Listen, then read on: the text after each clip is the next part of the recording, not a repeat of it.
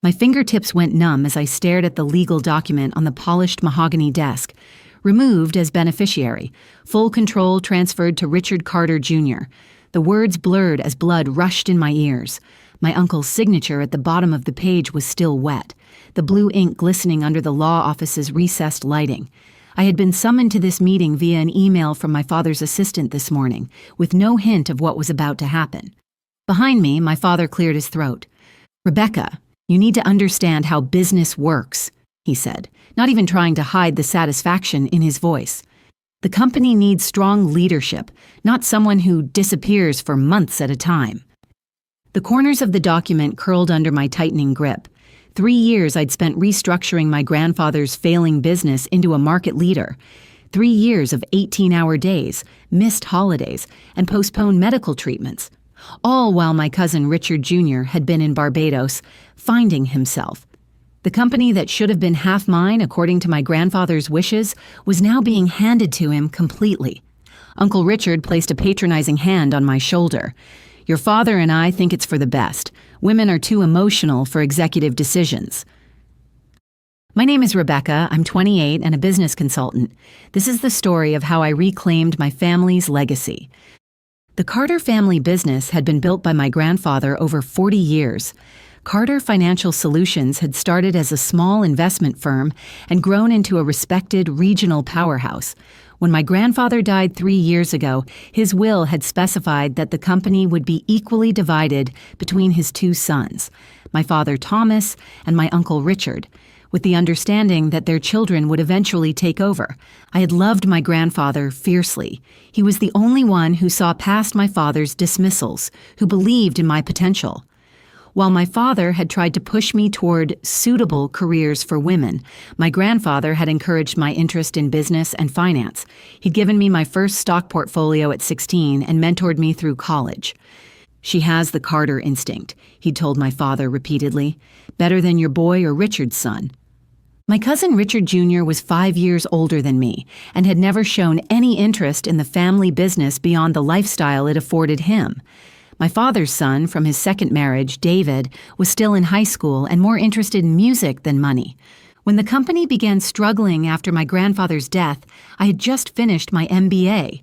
Despite my father's resistance, I approached my uncle Richard, the more reasonable of the 2 brothers. I came with a restructuring plan. Reluctantly, they'd given me a chance, bringing me in initially as a consultant. Within 6 months, I'd identified the bleeding points and implemented changes that stabilized the company. By the end of the first year, we were growing again. I worked directly with clients, restructured our service offerings, and modernized our approaches while maintaining the core values my grandfather had established. My uncle had seemed impressed. My father had remained coldly dismissive. "Beginner's luck," he'd say when quarterly reports showed improvement. Or, "Well, you had a good team implementing your ideas." Never acknowledgement, never approval. I'd been promised that after 3 years of proven results, I would be named co-CEO alongside Richard Jr. He had finally been coaxed back from his extended vacation to learn the business. The meeting today was supposed to formalize that arrangement. Instead, I was being completely removed from the company leadership structure. "You'll still receive a generous trust fund," my father said, checking his watch impatiently. "This way you can pursue whatever interests you without the burden of responsibility." The subtext was clear. The mere fact of being born female made me unfit for leadership in their eyes, regardless of my accomplishments or my grandfather's wishes. I looked between them, my father with his practiced indifference, my uncle with his artificial sympathy. I saw the truth. They had never intended to honor the arrangement. They had used me to save the business, extracted my ideas and labor, and now that the company was thriving again, they were discarding me. "What about grandfather's wishes?" I asked, my voice steadier than I expected. My father's mouth tightened. "Your grandfather was sentimental. The legal documents give us discretion over succession planning." "I see." I carefully set down the document and stood, smoothing my skirt. "And Richard Jr. is on board with this decision?" My uncle shifted uncomfortably. "He'll be back from Barbados next week to sign the final paperwork." Of course. They hadn't even bothered to include him in this meeting. The golden son didn't need to witness the disposal of the family disappointment. Then I guess there's nothing left to discuss. I gathered my purse and briefcase, maintaining the composure my grandfather had taught me was essential in business. Never let them see weakness. Never give them the emotional reaction they expect. My father looked almost disappointed by my calm. He'd expected tears, pleading, a feminine, emotional outburst that would justify their decision. Instead, I walked to the door, then paused. Just one question. Was this always the plan, or did you decide once the company became profitable again? The flicker in my uncle's eyes told me everything. Goodbye, gentlemen. I closed the door quietly behind me. In the privacy of my car, I finally let the mask drop. My hands shook as I gripped the steering wheel, fury and hurt coursing through me in equal measure. Not just for myself, but for my grandfather, whose wishes were being trampled by his own sons. I didn't cry. Crying wouldn't solve anything. Instead, I started planning. My father had always underestimated me, not just my business acumen, but my understanding of how he operated. While working at Carter Financial, I'd been careful and strategic, building relationships with key clients and employees, securing my access and information through multiple channels, maintaining independent records of all my work. I hadn't done this out of paranoia, but because my grandfather had taught me to always protect myself in business. Trust is good, he'd say. Documentation is better. That evening at home, I spread my personal records across my dining room table. Client contracts I'd secured, strategy documents with my notes, correspondence that proved my contributions. 3 years of meticulous documentation. I had always backed up important files to my personal cloud storage and kept physical copies of critical documents in a fireproof safe at my apartment, following my grandfather's advice about protecting yourself in business. More importantly, I had copies of concerning transactions I'd discovered during the restructuring, instances where my father and uncle had used company resources for personal gain, blurring the lines between corporate and personal expenses in ways that skirted legality. I had screenshots of the transaction records, emails approving the transfers, and spreadsheets tracking the pattern of misuse over the past 2 years. At the time, I'd quietly corrected these issues without confrontation, believing it was better to fix problems than create conflict. I documented everything but kept it private, not wanting family drama to interfere with business recovery. Now, that documentation had new significance. My phone rang, displaying my cousin David's name. "Is it true?" he asked without preamble. "They're giving everything to Richard Jr.?" At 17, David was the only family member I was close to. Though technically my half-brother, our 12-year age gap and his mother's hostility toward me meant we'd never lived together. Still, I'd made efforts to be present in his life, recognizing in him the same outsider status I'd experienced.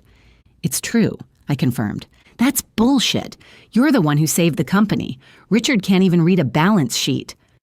His adolescent outrage was comforting in its sincerity. Dad was bragging to Mom about it at dinner. I heard everything through the heating vent in my room. They never realize how voices carry in that house. "How did you get my number?" "I thought your mom had blocked me on your phone," I asked, realizing we hadn't spoken in months. "I got a prepaid phone for emergencies, wrote down your number before she did the block," he explained with the resourcefulness typical of teenagers navigating parental restrictions. "What are you going to do?" The question crystallized something in me. What was I going to do? Accept the trust fund and disappear? Fight a legal battle against my own family that would drain me emotionally and financially? Neither option satisfied the sense of injustice burning in my chest. "I'm not sure yet," I answered honestly, "but I'm not walking away." After we hung up, I continued sorting through my documentation, a plan forming. The next morning, I called Janet Chen, the company's operations director and my closest ally within Carter Financial. We agreed to meet at a coffee shop 3 blocks from the office. "I heard what happened," she said immediately as she slid into the booth across from me. "It's despicable." Janet had been hired during my restructuring, one of several qualified women I'd brought in to modernize the company culture. My father and uncle had reluctantly agreed, recognizing that her expertise was undeniable, though they typically spoke to her male subordinates in meetings rather than addressing her directly. "I need information," I told her, "but I don't want to put your position at risk." They've already started dismantling your team, she replied. I've been reassigned to regional operations, which still gives me access to the main financial systems. It's only a matter of time before they push me out too. What do you need? Over the next 2 weeks, Janet became my eyes and ears within the company, confirming what I suspected. My father and uncle were already implementing changes that undermined the structures I'd put in place, returning to the problematic practices that had nearly bankrupted the company before. More concerning were the new financial maneuvers she uncovered, attempts to shift company assets before Richard Jr. took control, transactions that went beyond questionable into potentially fraudulent territory. They're treating the company like a personal ATM, Janet reported, sending me secure files through the encrypted messaging system we'd set up, and they're not being careful about it. Meanwhile, I began reaching out to key clients, people with whom I'd built strong relationships. I was careful, positioning my calls as courtesy farewell contacts rather than solicitation. I was surprised to hear you're leaving, said Marcus Wilson, CEO of our largest client. The board was very impressed with the changes you implemented. Family dynamics, I said simply. I wanted to thank you personally for your trust in me. Well, I hope wherever you land you'll stay in touch. We value partners who understand our needs the way you do. One by one, I had similar conversations, never explicitly criticizing Carter Financial, but letting clients know I was available for consultation. Seeds planted, nothing more. The third piece of my strategy involved Elijah Morris, my grandfather's former legal counsel, who had been pushed out by my father shortly after the inheritance. Elijah had known my grandfather for 40 years and had drafted most of the company's foundational documents. I still had his contact information from when he'd attended company events during my grandfather's time.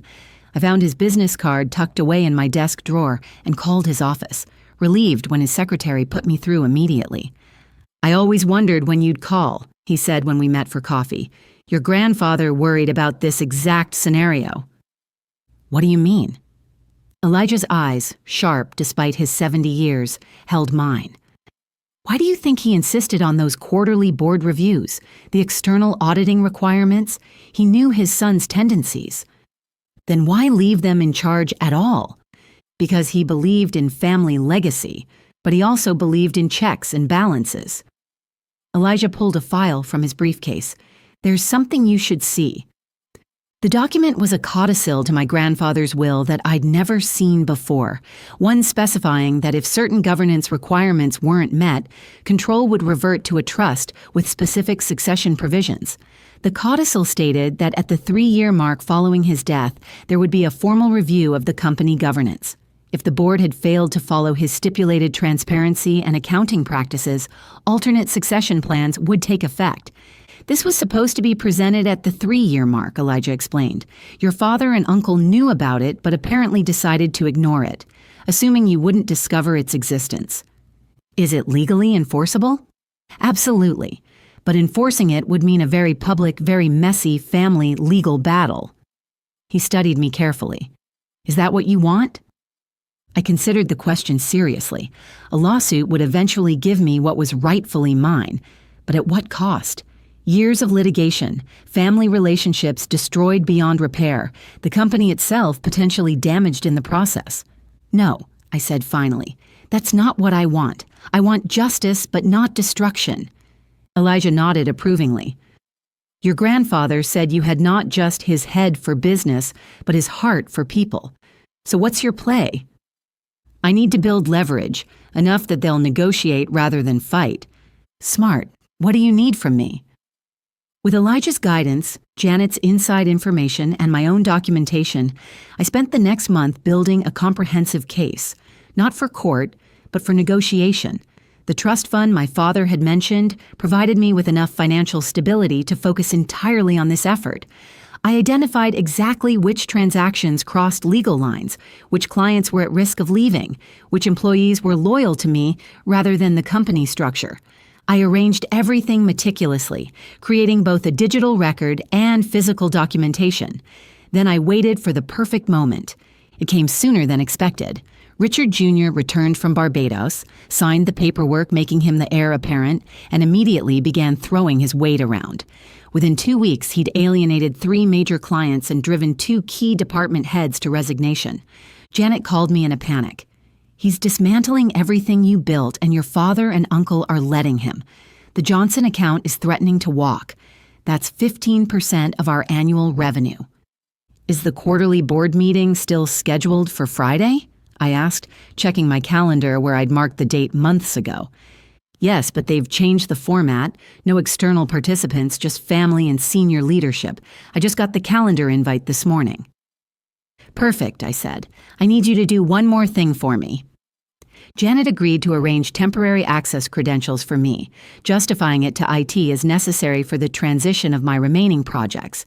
She would also ensure my presentation materials were loaded onto the boardroom system before the meeting. We set up a secure file transfer that evening to get all my evidence onto the company servers without alerting anyone. On Friday morning, I dressed with particular care. A tailored charcoal suit, minimal jewelry, hair pulled back severely. Professional, serious, formidable. I arrived at Carter Financial exactly 15 minutes before the board meeting was scheduled to begin. The receptionist, new, someone I didn't recognize, looked startled when I gave my name. "I don't have you on the visitor list, Ms. Carter." "That's fine," I smiled pleasantly. "My father and uncle are expecting me." This wasn't strictly true, but my confidence made her hesitate just long enough for Janet to appear in the lobby. "Rebecca, right on time, I'll escort her back," she told the receptionist, who looked relieved to have the decision taken out of her hands. In the elevator, Janet handed me a security badge. "Temporary consultant credentials. Gets you into the building and the boardroom." "Everything else ready?" She nodded. "Exactly as you requested." The boardroom fell silent when I walked in. My father half rose from his chair, face darkening. "This is a private meeting. You're not authorized to be here." "Actually," I said calmly, taking a seat at the far end of the table, "as a beneficiary of the Carter Trust and a named party in grandfather's succession plan, I have every right to be here." I placed my briefcase on the table and pulled out my copy of the trust document with the relevant section highlighted, especially given what I need to discuss. My uncle looked uncomfortable. Richard Jr., whom I hadn't seen in over a year, just looked confused. "Whatever you think you're doing," my father began, "it won't." 3 years ago," I interrupted, my voice carrying clearly in the hushed room. "This company was on the verge of bankruptcy due to mismanagement and questionable financial practices. I was brought in to save it with the promise that I would eventually share leadership with my cousin." I nodded toward Richard Jr., who had the grace to look embarrassed. "That promise has been broken. I've been removed from the succession plan entirely, against my grandfather's explicit wishes. Under normal circumstances, I might simply accept that and move on." I opened my briefcase and removed a thick folder. But these are not normal circumstances. For the next 20 minutes, I methodically outlined what I'd discovered. The financial irregularities, the systematic dismantling of the governance structures my grandfather had established, the client relationships now at risk. I presented documentation of each point, passing copies around the table. "The most concerning issues," I continued, "are these transactions." I highlighted several entries on the financial statement in front of them. Using company funds to cover personal expenses isn't just against company policy. It's potentially criminal. The IRS takes a particularly dim view of this kind of activity. My father's face had gone from red to white. My uncle was staring at the documents, sweat beading on his forehead. "What exactly do you want?" my father finally asked, his voice tight. "I want what's rightfully mine. 50% ownership of Carter Financial, as my grandfather intended, with equal decision-making authority to Richard Jr. I turned to my cousin. "If you're still interested in running the company, we can work together. If not, I'm prepared to buy your share at fair market value." "This is blackmail," my father sputtered. "No, it's negotiation. Blackmail would be taking this documentation to the SEC or the IRS. I closed my folder deliberately.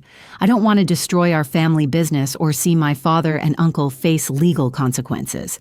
I want justice and respect for my grandfather's wishes and my own contributions." Richard Jr. surprised everyone by speaking up. "She's right. I didn't want this anyway. I only came back because you both pressured me." He turned to me. Would you really buy me out?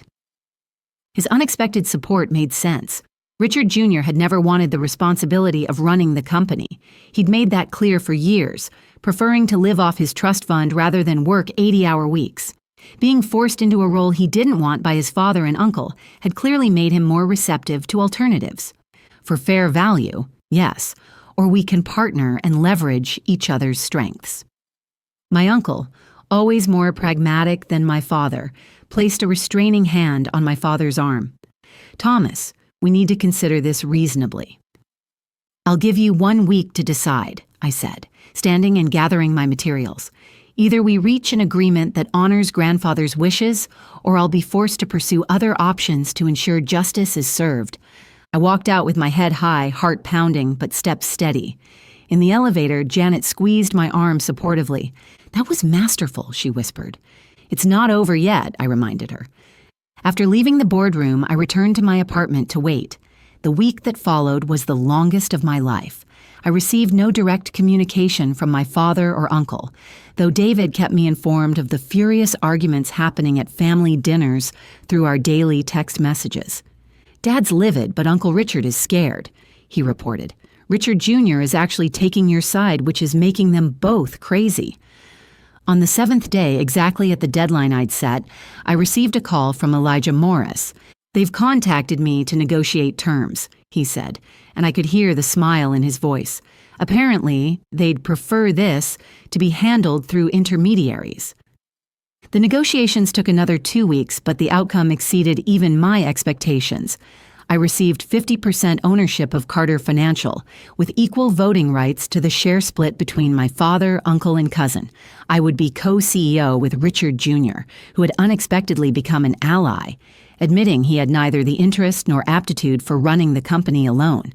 The papers were drawn up by Elijah and signed by all parties at his downtown office on a Tuesday afternoon. Most satisfying was the reinstatement of my grandfather's governance requirements, regular external audits, transparency in financial reporting, and a succession plan that would eventually include David when he was ready. As part of our agreement, the questionable financial transactions would be quietly corrected, with my father and uncle personally repaying the misappropriated funds to the company. No legal charges would be filed, but the external auditing process I reinstated would ensure such abuses couldn't happen again. My father refused to attend the signing ceremony, sending his lawyer instead. My uncle came but avoided eye contact throughout the proceedings. Only Richard Jr. seemed genuinely at peace with the arrangement. You're better at this than I am, he admitted afterward. I was only doing it to please my father. Maybe now we can both do what we're actually good at. It wasn't the warm family reconciliation part of me had hoped for, but it was justice. Not just for me, but for my grandfather's legacy. 3 months later, Carter Financial was thriving under our joint leadership. Richard Jr. handled client relations, his natural charm finally being put to productive use, while I managed operations and strategy. We rehired the key staff who had left and restored the client relationships that had been damaged. My father maintained cold distance, our relationship essentially severed except for mandatory quarterly board meetings, where we interacted with formal politeness. The final break in our personal relationship was painful but necessary. He had made it clear he would never accept me as an equal. My uncle gradually began consulting me on decisions, a reluctant acknowledgement of my value. David started an internship in our marketing department, bringing fresh ideas and energy. Janet, whose loyalty had been instrumental in my success, was promoted to Chief Operating Officer, a position that recognized both her abilities and her integrity. One evening, working late, I found myself in my grandfather's old office, now mine, staring at his portrait on the wall. I did it, Grandpa, I said softly to the painting. I protected your legacy. I could almost hear his voice in response. No, Rebecca, you built your own. Family businesses are complicated ecosystems where blood and money intertwine in ways that can nurture or poison. My father and uncle had tried to use those connections to discard me when I was no longer useful. Instead, I'd used the very values my grandfather had instilled in me: preparation, documentation, strategic thinking, to reclaim my rightful place. Not through destruction, but through leverage. not through abandoning the business, but by fighting for it. Not by becoming like them, but by remaining true to myself and my grandfather's vision. The Carter name now stands for something stronger than it did before. Not just financial success, but integrity and justice. A legacy worth fighting for, worth preserving, worth building upon. Sometimes true revenge isn't about destruction. It's about reconstruction. Building something better from the broken pieces, something your opponents have no choice but to acknowledge and respect. That's how I reclaimed my family's legacy. Not with a scorched earth, but with a carefully cultivated garden, where even those who tried to exclude me must now watch me thrive. Before you go, here's a quick bonus for sticking around. If you love learning and growing like I do, you need to try audiobooks. I've got an exclusive deal with Audible. Your first month is completely free. That's access to over 500,000 titles, zero cost to you. All the details are waiting in the description. Don't miss this one.